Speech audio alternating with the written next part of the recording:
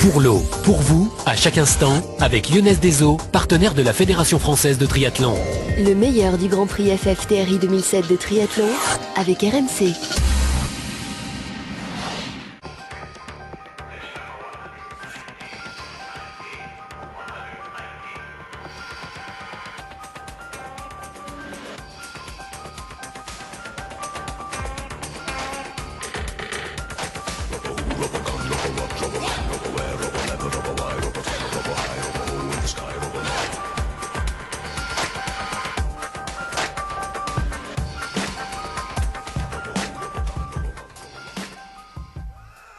Bonjour à tous, bienvenue en Bretagne dans le Morbihan, à Lorient, Lorient, terre de triathlon.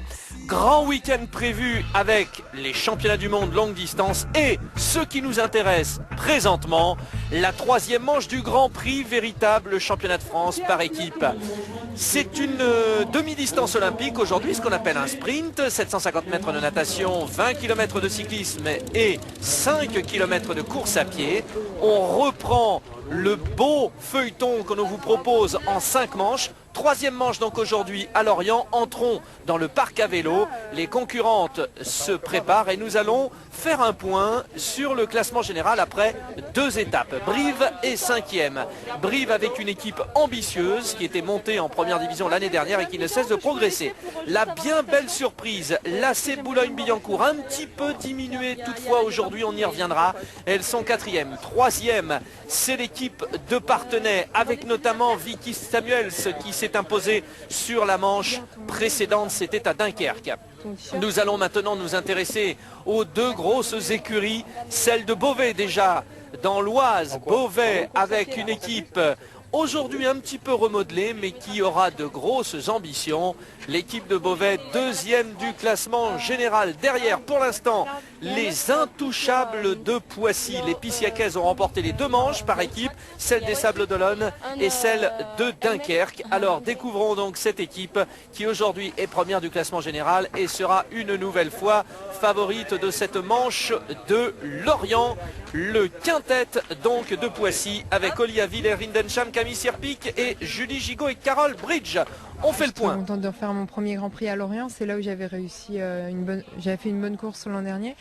Donc Andrea va partir devant, je pense. Et puis Vicky et moi allons faire du mieux derrière pour classer l'équipe, quoi. Voilà pour la tactique de Beauvais. Donc l'équipe de Poissy va devoir évidemment s'adapter. On a vu donc Charlotte Morel, junior, jeune fille qui donc est dans le grand bain aux côtés d'Andrea Yewitt, la néo-zélandaise, Vicky Hollande, Virginie Jouve et Delphine Bilot. Sachant que Delphine Pelletier participera justement le surlendemain au championnat du monde longue distance. Je vous rappelle que la manche des Sables d'Olonne, la première en individuel, avait été remportée par Andrea Yewitt, justement de Beauvais, et que la manche précédente à Dunkerque a donc été remportée par Niki Samuels de l'équipe de Partenay. Erin Densham qui reçoit quelques petites consignes de Camille Sierpic, l'équipe de Poissy qui s'est vraiment très bien renforcée avec Camille Sierpic, bien sûr, qui est venue aux côtés de Julie Gigot, 2 grandes espoirs du triathlon français, et cette bonne pioche de jeunes espoirs anglo-saxonnes, l'Australienne Erin Densham et la Britannique Holly Avil. Voilà, nous sommes sur le ponton de départ. Alors une eau inférieure à 20 degrés, ce qui oblige l'ensemble des concurrentes à partir avec la combinaison. Nous sommes sur le départ, sur le ponton précisément, dans l'aire de départ j'allais dire. Et c'est parti donc sur ce lac à Lorient où nous avons donc la grande bagarre qui peut commencer. À suivre donc l'équipe de Beauvais et l'équipe de Poissy, mais n'oublions pas qu'il y a quand même un outsider, et cela depuis quelques saisons, c'est Châteauroux. Châteauroux qui s'est quand même un petit peu loupé depuis le début de la saison, parce que notamment ces triathlètes n'ont pas toujours pu être présentes. Échec avec 6 points marqués seulement au Sables d'Olonne, et puis un peu mieux à Dunkerque avec la 3e place pour l'équipe de Châteauroux autour de Carole Péon, l'une des meilleures françaises. On retrouvera la Suissesse Magali Di Marco Mesmer, Karine Rose, Delphine Justafre et Tania Ebok. Des images au ralenti qui montrent bien l'étendue de la bagarre. On va commencer à faire un premier point. Et sur la natation, ce n'est pas une surprise. On retrouve la néo-zélandaise Andrea Hewitt, la Beauvaisienne, qui met un gros train à l'ensemble du peloton. Vous savez que dans la partie natation, il faut essayer de prendre la vague idéale, et la vague idéale, ça veut dire trouver les bons pieds de la nageuse qui vous précède pour avoir un maximum d'entraînement. C'est un petit peu l'idée de l'abri du vent à vélo. Et bien là on retrouve donc très intelligemment derrière Andrea Hewitt la portugaise Anaïs Verguet-Moniz, qui est une jeune, très jeune triathlète de Brive, qui nous a impressionné vraiment sur la dernière manche à Dunkerque. Elle s'est classée 7e, elle est franco-portugaise, elle court au niveau des compétitions internationales où elle a déjà brillé et les podiums sur les grandes compétitions. Elle court pour le Portugal. Pour l'instant donc Andrea Hewitt qui domine, Anaïs Verguet-Moniz, et on retrouve finalement assez bien placé toutes les autres favorites. Carole Péon n'est pas loin. Les deux anglo-saxonnes de Poissy, Erin Densham et Oli Avil sont aussi dans le coup. On aperçoit Magali Di Marco Mesmer, la Suissesse. Un grand prix évidemment très international. Je vous rappelle le principe, donc c'est un championnat de France par équipe, 5 filles par équipe. Les places des 3 premières sont comptabilisées à l'issue de la course. L'équipe qui a le moins de points remporte la manche. Des points sont attribués, 20, 18, 16, etc. pour les premières de la course. Il y a 5 manches au total. L'addition de points de chaque manche fait donc le classement final et attribue le titre de championne de France par équipe ou champion de France par équipe. C'est le même système pour les garçons à l'issue de la saison. Beauvais, Poissy domine depuis plusieurs saisons, Châteauroux en embuscade. Là il semble bien que cette saison montre quelques petites évolutions. Bien sûr Poissy est toujours devant, bien sûr Beauvais est en embuscade, mes partenaires, la CBB sont là, les Piranhas également aussi. Allez, sortie de l'eau, Andrea Hewitt et Anaïs Verguet-Moniz, Magali Di Marco Mesmer pour l'équipe de Châteauroux pour l'instant. Beauvais, Brive, Châteauroux, Poissy après avec Oli Avil, Poissy bien placé puisque Erin Densham est également sortie 6e de l'eau. Les Montpelliéraines ont placé aussi leur tchèque Lucie Zelenkova, grosse équipe de Montpellier, peut-être un petit peu décevante, 9e pour l'instant du classement général, mais avec des triathlètes de renom notamment venus de l'Est. Andrea Hewitt, la néo-zélandaise, dans la zone de transition, elle va aller très vite. Andrea Hewitt, on aperçoit Carole Péon avec sa chevelure rousse. A priori il sera difficile, attention aux zones de transition, bien respecter les règles, il sera difficile de créer un petit groupe pour s'échapper, même si la zone de transition ne semble pas être réussie par l'ensemble des filles. Mais nous avons quand même toutes les favorites devant. Est-ce que sur ce parcours sélectif ça va pouvoir opérer une sélection? On va voir ça dans un instant, on voit le classement et on fait le point, les analyses.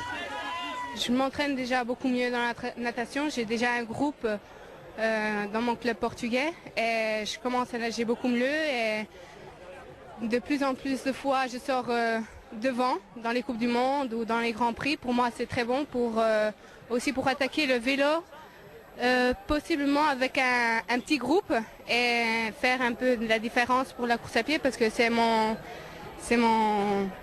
suis pas trop bonne dans la course à pied. Voilà pour la franco-portugaise Anaïs Verguet-Moniz, qui a donc la nationalité portugaise, on vous le rappelle, mais qui n'a pas l'accent portugais quand elle parle en français. Vous avez vu le classement, Poissy est en tête, ça ne surprendra personne. Poissy qui maîtrise bien avec Oli Avil 4e, Erin Densham 6e et Carole Bridge 9e. Brive est 2e avec Anaïs Verguet-Moniz 2e, Cassandre Pelsef 8e et Anne Tabaran 18e. Châteauroux, Beauvais en embuscade, un petit peu de difficulté pour Beauvais pour les jeunes françaises. Charlotte Morel n'est que 25e derrière Andrea Hewitt et Vicky Hollande. Côté Châteauroux, on retrouve les filles d'expérience, la Suissesse Magali Di Marco Mesmer, Carole Péon et Tania Ebok. Alors c'est parti donc pour 20 km de vélo. L'objectif à ce moment-là est de faire le point, les forces en présence. Si une équipe a 3 filles devant dans le premier groupe, elle a tout intérêt à prendre des relais, rouler vite, donner de l'intensité à ce groupe parce qu'elle aura toutes les chances de marquer un maximum de points et de s'imposer par équipe. Pour l'instant, l'objectif est bel et bien le travail d'équipe. La performance individuelle, de toute façon, elle se fait logiquement sur la course à pied.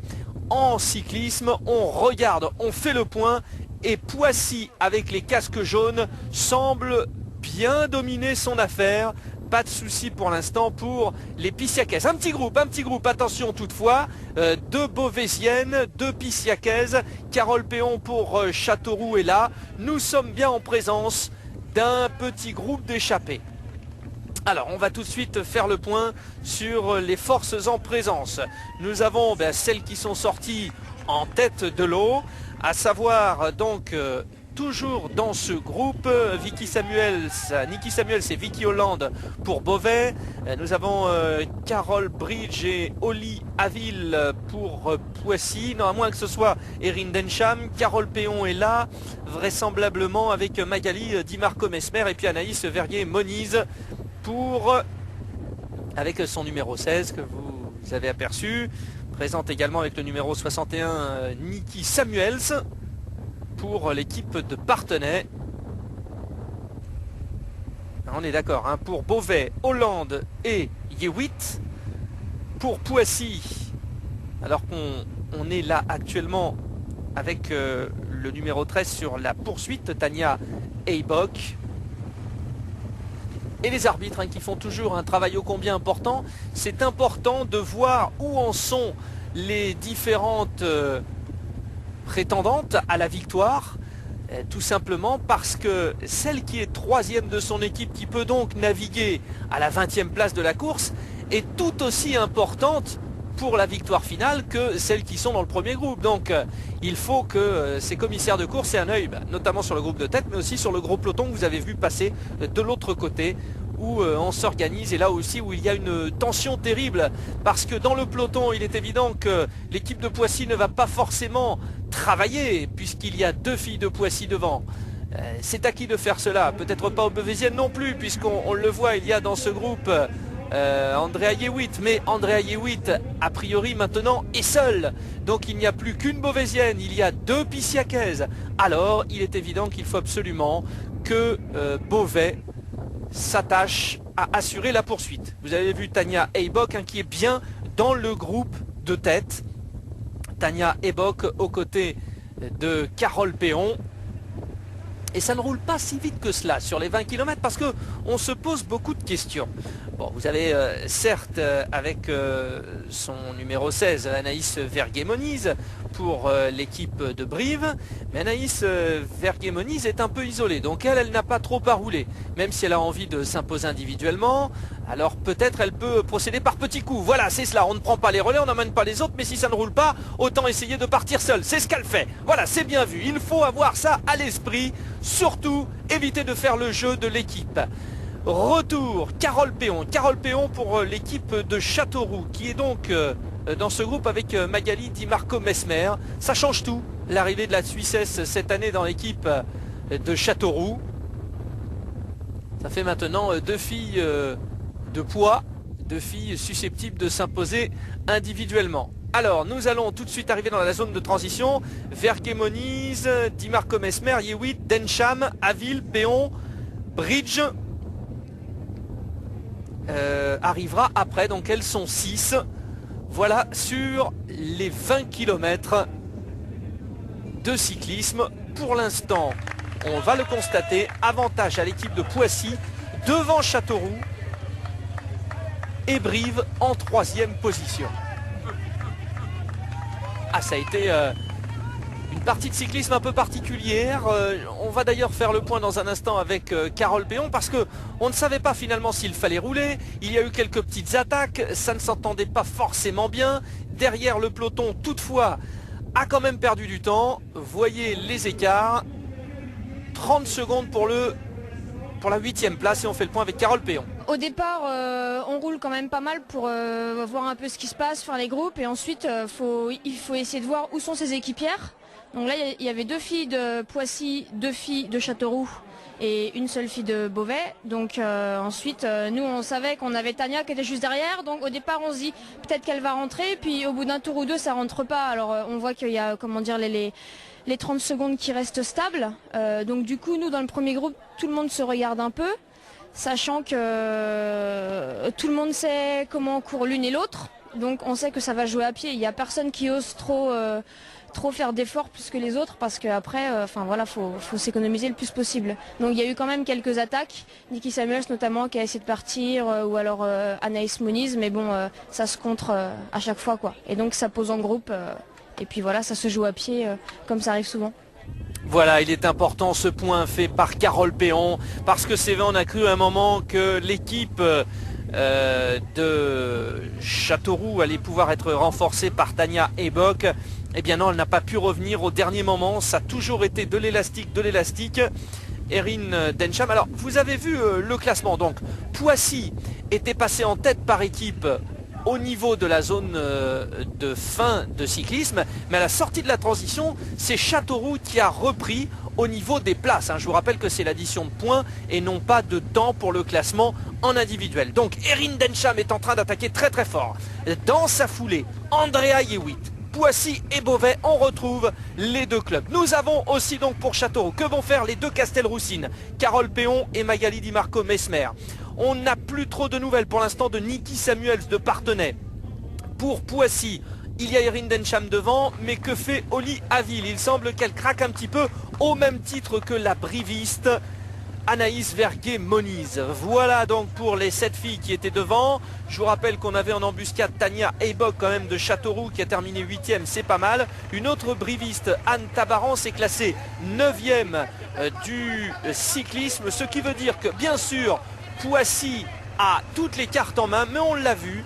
À la fois Châteauroux qui a pris la première place à la sortie de la zone de transition, Brive qui prend la 3e, Parthenay en embuscade avec Manon André et Céline Rositano qui se classent 18 et 19e. Eh bien tout cela, ça fait du beau monde, on se tient en peu de points. Beauvais recule à la 5e place, Delphine Pi-Bilot un peu en difficulté, 30e. Et puis Vicky Hollande et Andrea Yewitt, donc respectivement 16e et 2e. Andrea Yewitt dans le premier groupe, Vicky Hollande dans le deuxième dans ce peloton.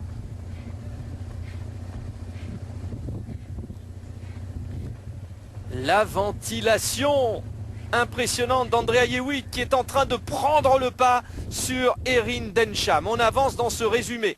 Résumé de ces 3 gros moments importants, intenses.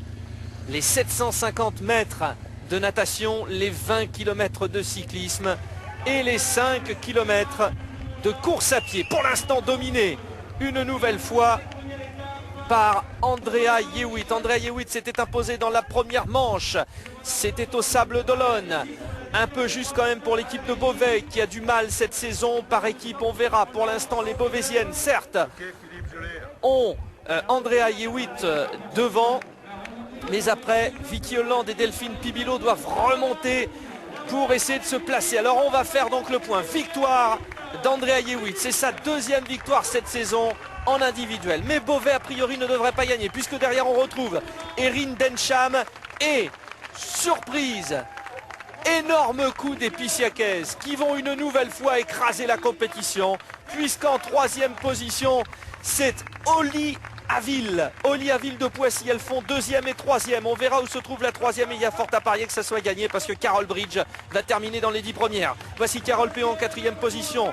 Nikki Samuels de Parthenay 5e, un peu moins bien aujourd'hui pour Nikki Samuels, mais bon, elle est toujours là. Tameka Day a fait une grosse remontée pour le club de Cesson. Tania Ebok est là en embuscade. Et Magali Di Marco Mesmer, c'est pas mal pour Châteauroux. Je ne savais pas si je pouvais gagner. On prenait le départ un petit peu dans l'interrogation. Mais bon, je me suis vite senti bien. Alors je suis parti à fond sur la course à pied. Et après, j'ai géré. Alors donc c'est bien Poissy qui s'impose par équipe devant Châteauroux et Beauvais qui revient bien. Le nouveau classement général Poissy, bien sûr. 3 manches, 3 victoires. Parthenay est très très bien juste devant Châteauroux qui remonte après une première manche complètement loupée. Voyez le résultat de votre club préféré. Et c'est donc le classement après 3 étapes. On marque une petite respiration, on se retrouve pour les hommes dans un instant.